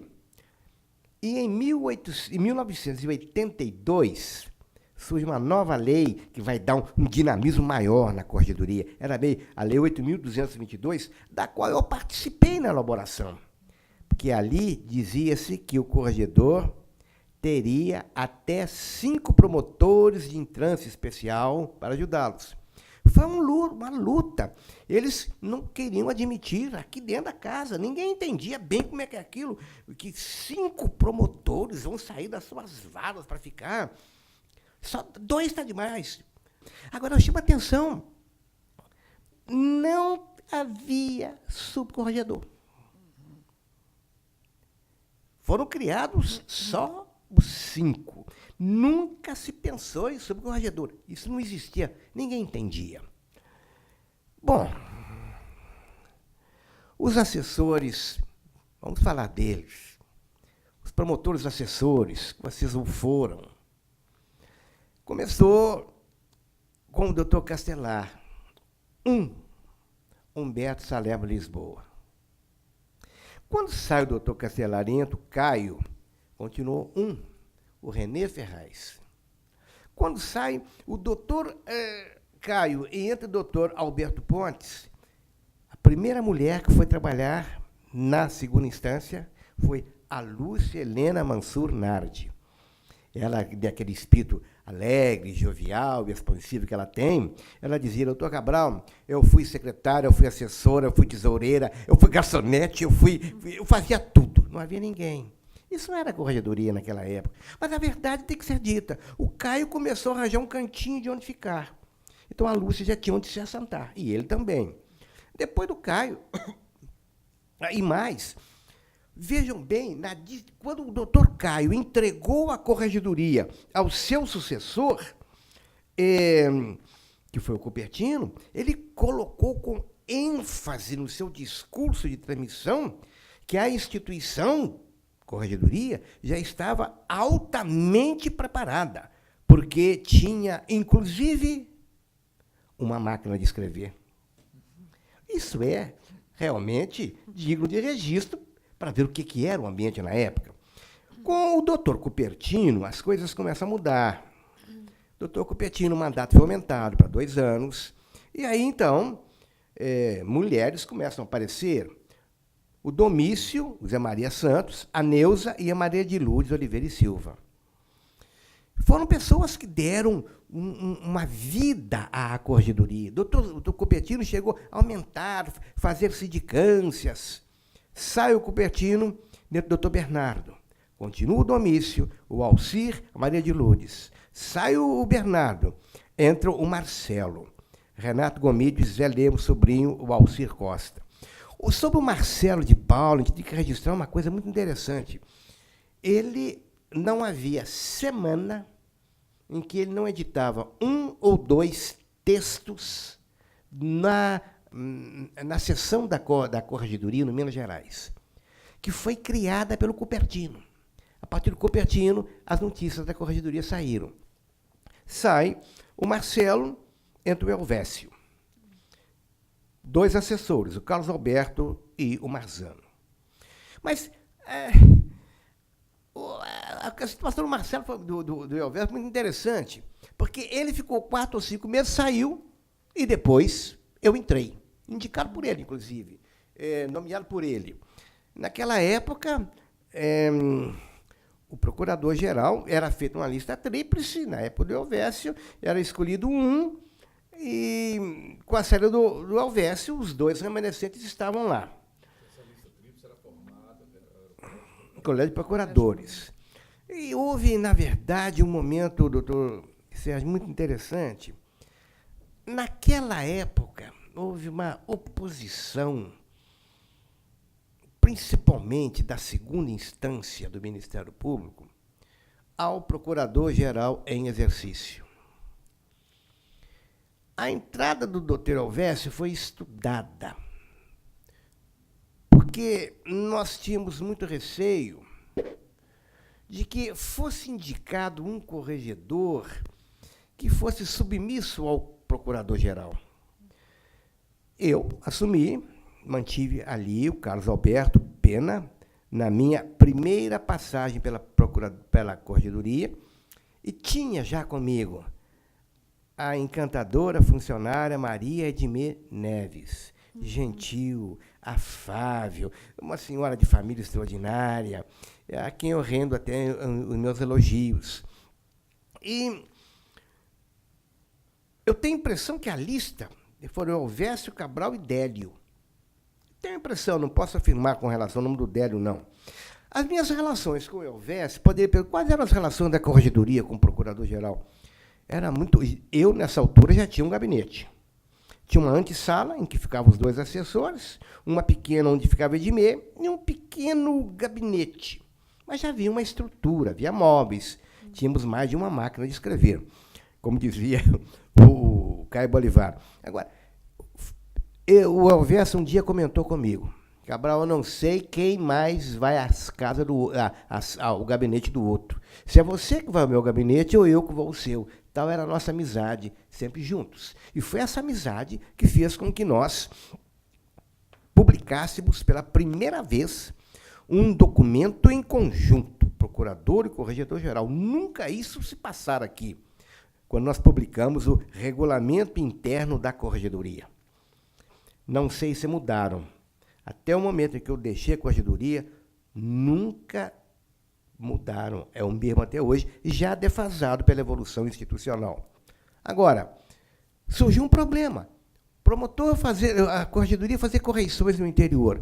Alguns juízes entendiam que eles, integrantes da nossa Corregedoria, não poderiam falar sobre os processos em andamento. Eu fui o corregedor de Justiça e nós chegamos num acordo. Baixamos um provimento em conjunto. Eu dizendo para os promotores auxiliarem nas correições da magistratura e ele que os juízes ajudassem nas correições do Ministério Público. Acabei, nunca mais tivemos problemas. Baixei muitas orientações sobre livramento condicional e as relações dos promotores com o Conselho Penitenciário, orientação às famílias das vítimas de crimes sobre o alcance da ação civil de indenização por atos ilícitos, coisas que não se preocupam, não vejo preocupação disso até hoje, destinação de armas apreendidas, centro de ações, o controle das ações civis ajuizadas, atualização de mapas semestrais, modificação de relatórios e... Se você me permite, antes de nós passarmos para a sua segunda... Vamos, claro. Só algumas lembranças que eu gostaria que o senhor comentasse. A primeira, aliás, eu vou comentar que esse regimento interno da Corregedoria do Ministério Público, se o senhor não está se lembrando, ele foi um pioneiro de todas as corregedorias da Federação. Ele foi o primeiro regimento interno de uma corregedoria do Ministério Público a ser editado. É verdade. Que é a resolução conjunta número 1. Número 1. 1987. Porque nunca se fizeram, então, em Minas Gerais, surgiu. E está em vigor até hoje, porque não foi revogado. Não foi revogado. Ele não está atualizado, mas está em vigor. E eu gostaria que o senhor comentasse também sobre a greve parcial ocorrida na instituição em outubro de 1987, né, em função da questão salarial, inclusive com a edição também da Corregedoria de um aviso, que é o 32/87, que restringia possíveis ou eventuais manobras no sentido da nomeação dos famigerados promotores ad hoc, né, dos adjuntos de promotor, quando o promotor de justiça não estivesse presente na audiência. Vejam, olha. Houve aqui na capital, parece que foi aqui na capital, um juiz nomeando adjunto, promotor. Tem tantos anos, eu não sei se foi nesse ano ou posteriormente, em que o promotor não compareceu porque o juiz queria que o promotor praticasse alguma conduta, algum ato, que o promotor se negou, porque isso seria intromissão do judiciário na sustentação de um libelo no tribunal do júri. Ele, então, nomeia de plano um advogado como promotor ad hoc. E parece-me que até havia ali, coincidentemente, um representante da Ordem dos Advogados que se levantou e tomou a carteira do advogado, criou-se um ambiente, assim, realmente desagradável. Claro que a Corregedoria tinha que se manifestar contrária a isso. Os promotores resolveram fazer um movimento de parede. Aliás, doutor Sérgio, fazer movimentos de parede, ou grevistas, como queiram dizer, isso ocorreu muito no Ministério Público. Nós fizemos greve em vários instantes históricos. Tudo que nos foi dado não foi dado de graça, foi dado com luta, com exposição, com riscos, inclusive. Houve greves em que chegou-se a veladas ameaças de exonerações. Nós nunca cedemos. Então, foi nesse caso aí, realmente, a Corregedoria tomou uma posição, e uma posição que ia a favor daquele movimento paradista que então existia. Também, nessa época, estava tramitando o processo constituinte. Qual foi a sua participação? Constituinte. Bem, olha, a minha grande participação pessoal foi com a Lei Complementar 40. Quando chegou a Constituinte, isso já estava entregue aos promotores de São Paulo e do Paraná. Nós fomos a São Paulo, nos reunimos, e de lá saímos, São Paulo, a Curitiba, e de lá saímos com a Carta de Curitiba. A Carta de Curitiba nada mais foi do que a convalidação de tudo que havia na Lei Complementar 40, mais algumas ideias que surgiram, que nós entendemos que deveriam ser incorporadas para constar o capítulo da Constituição. Eu participei apenas das ideias, das sugestões para o que poderia ser consignado na Constituição. Mas o trabalho de campo, o dia a dia, eu não participei disso. Apenas estive presente lá quando colocaram em votação o nosso capítulo, e a apreensão nos invadindo o coração, na hora que o presidente da mesa aperta o botão para mostrar como ficou a votação, aquilo encheu de verde, tudo verde aprovando. Muita gente chorou. Muita gente chorou. Valeu a pena a luta. E no âmbito estadual, o senhor participou estadual, também? Nesse aspecto. Aqui foi o deputado Bonifácio Mourão, um homem de muita inteligência, de muita respeitabilidade e dignidade. Ele foi o relator e nós procuramos, não sou eu e outros, procuramos-lo para mostrar para ele o que nós tínhamos no âmbito federal e no âmbito estadual. E até colocamos ali a independência financeira, que foi para nós em Minas fundamental. Podemos entrar na sua segunda gestão na Corregedoria Geral do Ministério Público, que vai de dezembro de 93 a dezembro de 1995. Veja, Sérgio, naquele momento histórico, eu já tinha uma experiência de corregedoria. Em segundo lugar, eu estava diante de uma nova lei que tratava da eleição do corregedor. Já não era mais o procurador-geral indicar um nome de uma lista tríplice. Já se tratava do colégio de procuradores escolher o corregedor. Eu fui à casa de praticamente todos os procuradores na época, manifestando meu interesse em voltar à corregedoria, dizendo quais eram meus planos, o que eu pretendia fazer. E fui o mais votado. É verdade que se diga, porque anteriormente eu tinha concorrido. Eu fui o mais votado. Mas, antes da minha recondução, minha volta, a lei ainda era o procurador escolhe o nome dentre 3. Eu entrei na lista o mais votado. E ele escolhe o menos votado. Mas, quando eu entro, já não havia isso. O procurador que não me escolheu vez passada, direito dele, claro, evidente, todos os 3 colegas excelentes, ele tinha a opção dele, temos que respeitar. Mas, quando eu sou escolhido, ainda era aquele procurador que não me escolheu. Esse processo de eleição se deu através de um voto fechado ou de voto aberto nessa sua segunda gestão? Só houve uma vez em que o voto para a escolha do procurador-geral, não, para o corregedor-geral, foi oral. Todas as vezes anteriores ela foi secreta, e parece-me que ainda o é até hoje. Sim. A grande surpresa que eu tive é que a corregedoria foi criada dentro do recinto administrativo da Procuradoria. E, de repente, ela não estava mais lá dentro. De repente, ela saíra da Procuradoria e foi para o Fórum. Recebi, então, uma comunicação de que o Procurador-Geral iria me visitar o corregedor no Fórum. Foi com toda a equipe dele.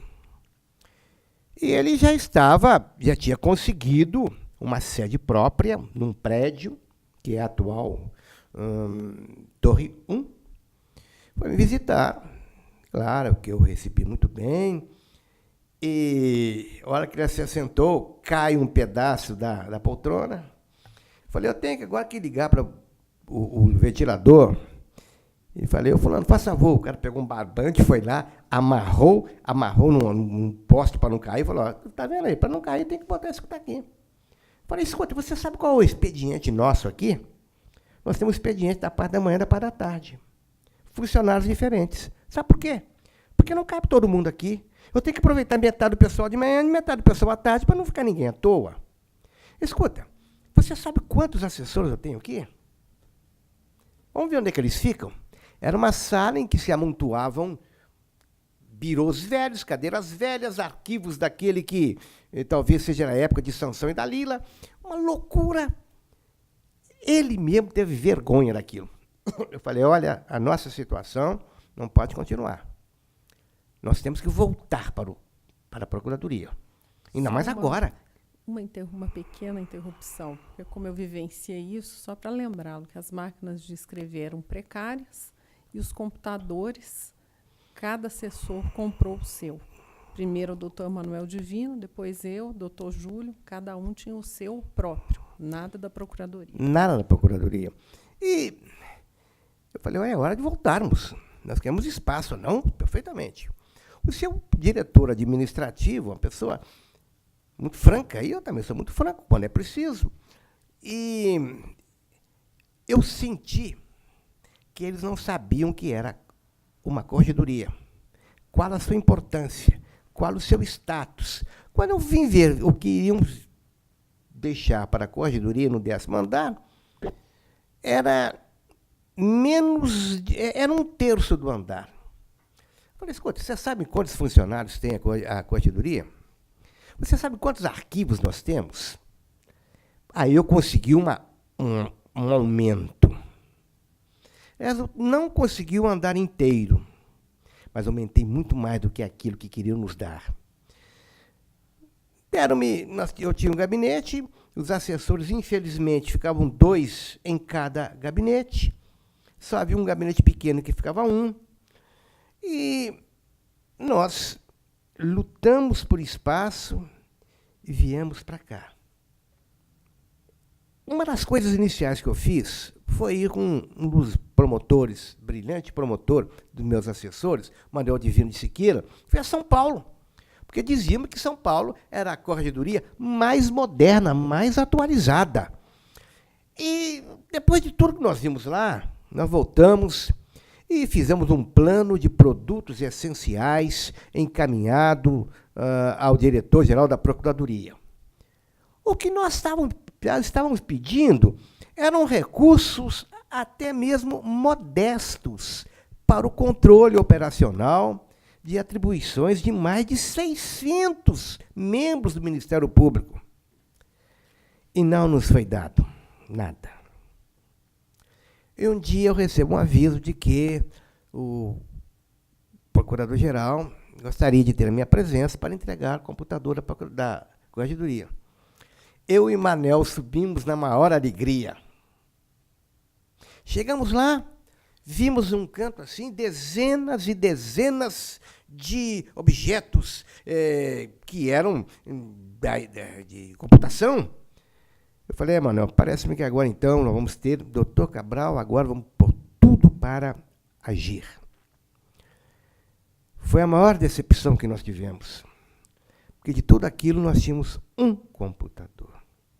Dos mais baixos em matéria de potência.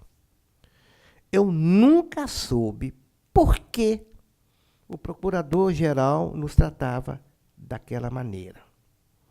Claro que as coisas mudaram depois. Nós providenciamos a atualização dos mapas estatísticos, o planejamento de correições. Começamos a fazer planejamento de correições no interior. Você não pode administrar sozinho, nenhum homem é uma ilha. Você tem que ter uma equipe. Eu tinha reuniões com os subcorregedores, com os assessores, com os servidores. Havia discussões da equipe, em que região nós vamos fazer a correição. Nós tínhamos um mapa que eu mandei colocar em um lugar estratégico. Era a correição, nós colocávamos para estudar a viabilidade e a oportunidade e a conveniência da correição. Nós colocávamos aqueles coloridos, verde, vermelho de um lado, amarelo. Depois nós circulávamos aquilo com uma borrachinha para estudarmos qual seria a melhor correição a fazer no mês X. Claro que nós colocávamos no mapa, na seção da corregedoria, quais seriam as correições do mês X. Semana tal, Y, Z, gama, mas não dizíamos o dia. E íamos para lá e fazíamos a correição. Doutor Cabral, se me permite, só para efeito de registro, as correições, elas começaram a ser exigidas a partir da Lei Complementar 34, no seu artigo 205, parágrafo 1º, quando a Corregedoria foi obrigada, né, a fazer correições em, no mínimo, 1/3 das promotorias do Estado. No mínimo 1/3, isso. No mínimo 1/3. Esse mapa que o senhor se referiu, eu que doei a Corregedoria. Você... Então vai o agradecimento. A nossa penúria, né? A penúria. Olha, com coisas interessantes. Nós adotamos o sistema do planejamento semestral para toda a assessoria, modernização das fichas funcionais, modernização da papeleta do processo. Essa papeleta, ela foi criada na gestão do Dr. Bernardo Mascarenhas e foi reformada na gestão do Dr. Afrânio Proença. Dentro da corregedoria, ou seja, eu tive que formar uma equipe. Pouca gente sabe como é que se formou a equipe, afinal de contas. Os subcorregedores, pela primeira vez, surgiram na estrutura da corregedoria. Então, como fazer isso? Na Assembleia, tramitava na lei orgânica do Ministério Público a criação de 6 cargos de subcorregedores. Mas como então na Assembleia já tramitava isso, Eu quero crer que talvez o procurador-geral já tivesse ouvido que isso não teria problemas.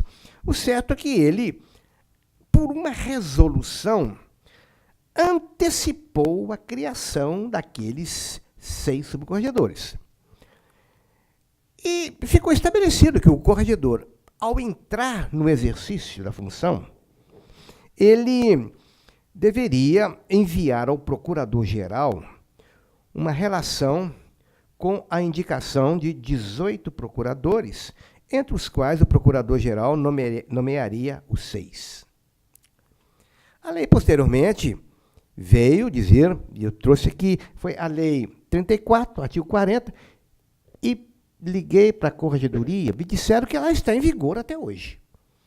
Diz aqui o artigo 40. Os subprocuradores gerais do Ministério Público, escolhido entre os procuradores de justiça em número mínimo de 6, que vale dizer que pode ter mais de 6, serão designados pelo procurador-geral em listas tríplices. Então, não é uma lista dos 18, em listas tríplices, elaborada pelo corregedor-geral do Ministério Público. Eu era o primeiro corregedor que teria que tratar disso.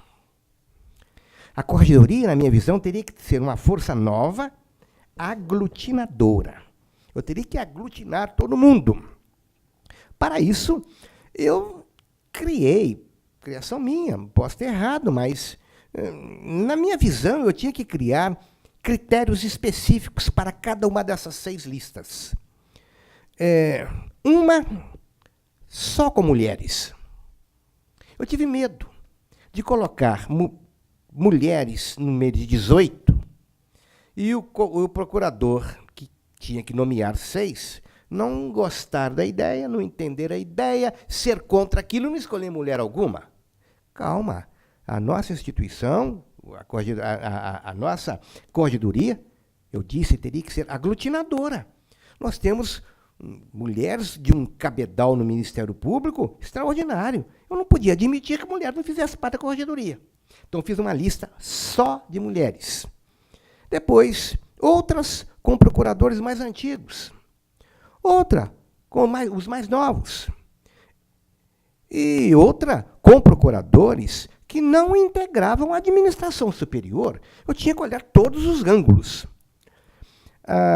Aí, como é que eu coloquei esses nomes em cada uma das 6 listas? A ordem dos nomes em cada uma daquelas listas obedeceu à ordem dos convites.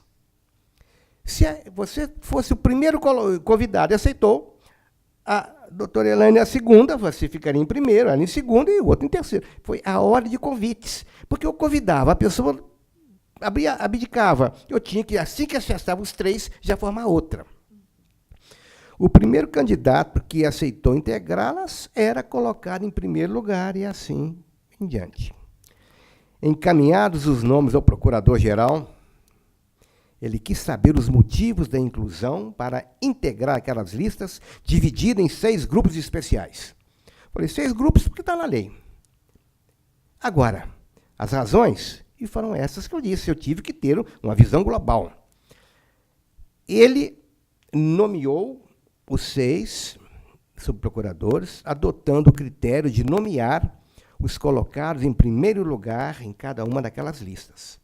Opção dele, poderia tirar o primeiro numa, o segundo noutra, todas no segundo. Isso não era função minha. A minha função era encaminhar para ele, dizer as razões, e eu o fiz. Surgia agora a segunda etapa. E os promotores de justiça, assessores da corregedoria, só poderiam ser promotores da capital. Isso já restringia o meu enfoque. Mas, por outro lado, isso era uma indicação pessoal do corregedor. E eles foram nominalmente indicados ao procurador-geral, sem nenhuma restrição de parte dele.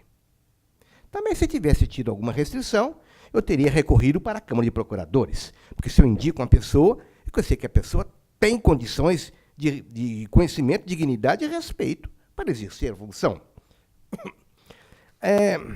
O Dr. Manuel Divino, ele criou um modelo de termo de correições. A minha preocupação era esta. Se fosse um subcorregedor e com um promotor ligados à área civil, talvez eles não adentrassem muito na questão criminal, ou vice-versa.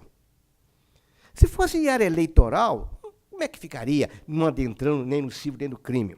Então, o doutor Manuel, ele criou um modelo de correições com as sugestões de todos os integrantes da nossa equipe. Foi a primeira vez que se usou em correições do Ministério Público, não de Minas, do Brasil, um modelo que procurava neutralizar ou diminuir a preferência por matéria só do civil, só do crime. Quero registrar também, que fique para o futuro, que nós realizamos 241 correições ordinárias, 12 inspeções, 17 sindicâncias, emitimos 626 pareceres em estágios probatórios, todos aprovados pelo Conselho Superior, 428 pareceres administrativos, atualização de quase 13 mil fichas, substituição de 916 pastas, 5 avisos de orientações funcionais, atendimento de 2.250 consultas telefônicas. A orientação filosófica que a gente poderia dizer que tínhamos é que nosso ministério, a nossa missão era ajudar os promotores e não puni-los. Não iríamos apenas homologar aquilo que disseram que teria ocorrido, não. O promotor, quando nós saímos, deveria, dentro de cada um, ter o pensamento de que ele, promotor, estava certo. Agora, de acordo com o que fosse apurado em loco, esse pensamento inicial poderia, então, ser fundamentado contrariamente. Mas não era a nossa função punir. E fizemos isso muito, fizemos muito. Eu tinha um problema de um promotor em estágio probatório, que por requerimento meu, devidamente comprovado através de uma sindicância, ele não foi confirmado na carreira e saiu. Eu nunca tive dor de consciência nisso. Tudo que se falou dele, nós estamos achando que era mentira e era tudo verdade e mais alguma coisa. E essa tranquilidade que eu tive, foi um rapaz que passou muito bem colocado no concurso, ele não era de Minas, voltou para o seu estado natal. Fez concurso para, se não me engano, escrivão. 6 meses depois, foi demitido a bem do serviço público.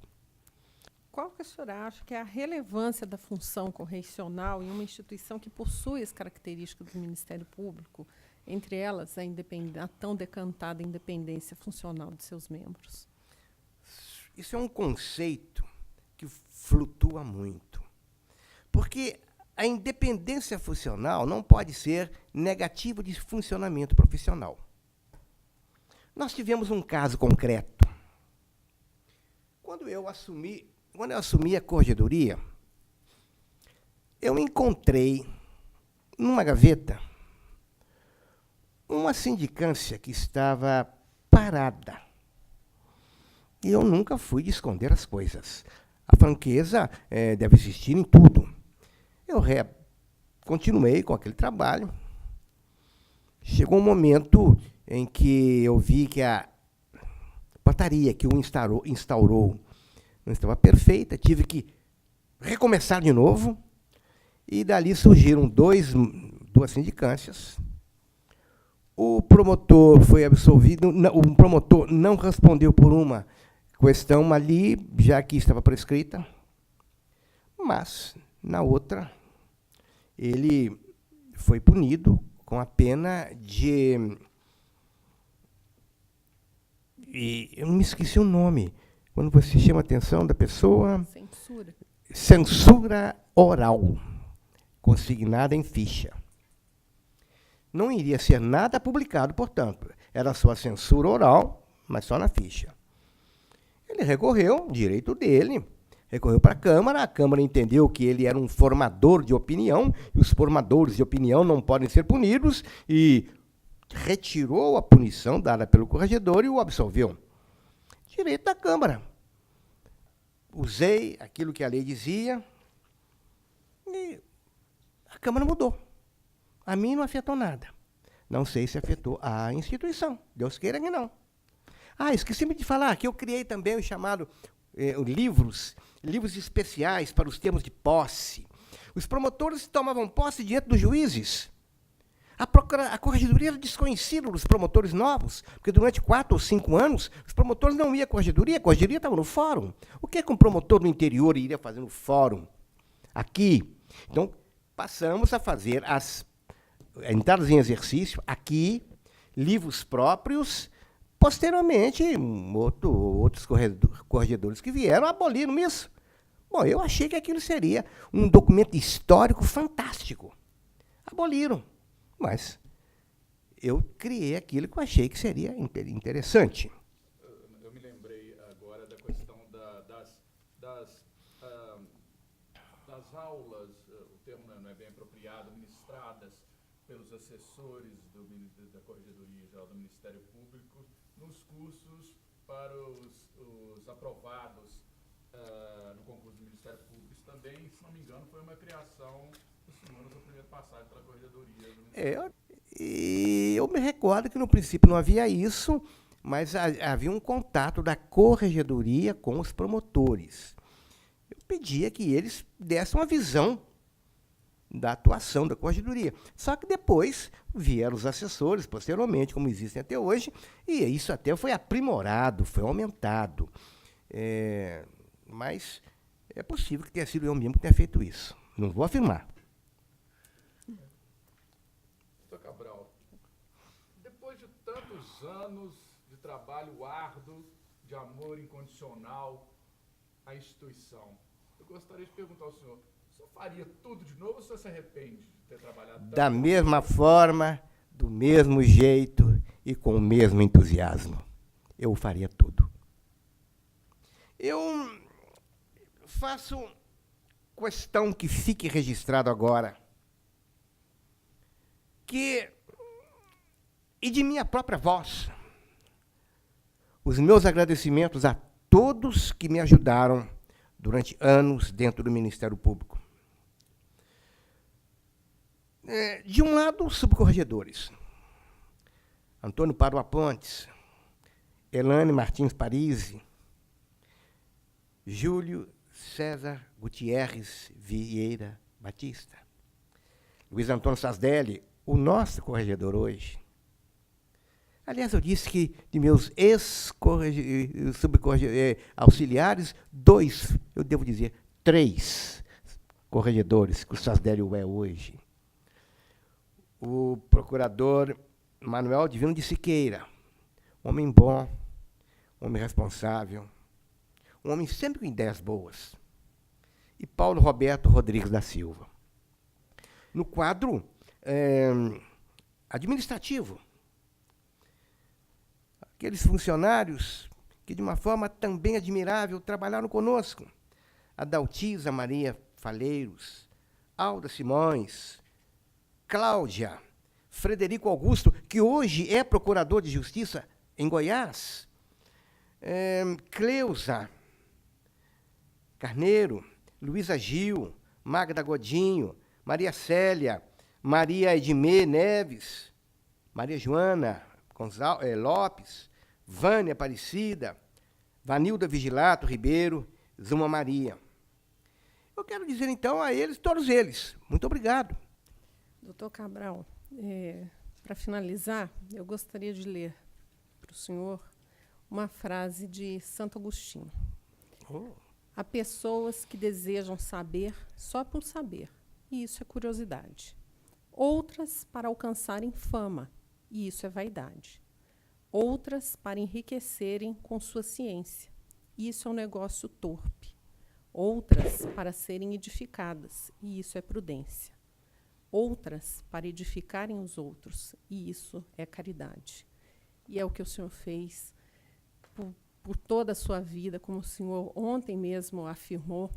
O senhor sempre transmitiu o conhecimento, não só para os membros da instituição, mas em todas as comarcas onde o senhor passou, o senhor conseguiu deixar inúmeros alunos, transmitiu o seu conhecimento, o que é um dom.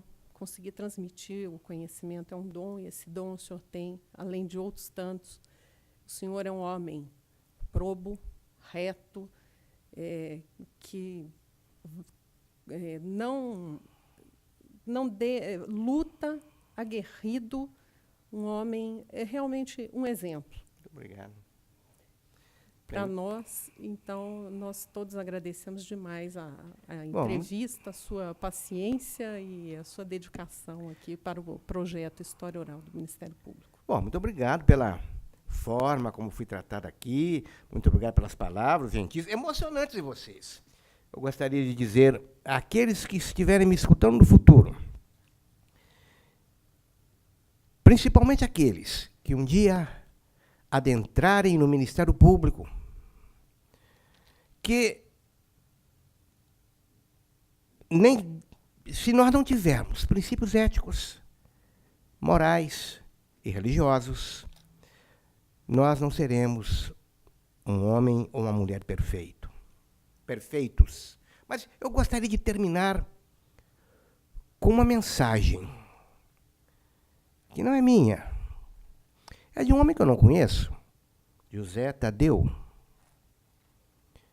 Mas uma mensagem que se aplica a cada um de nós e cada um de vocês pela vida em fora.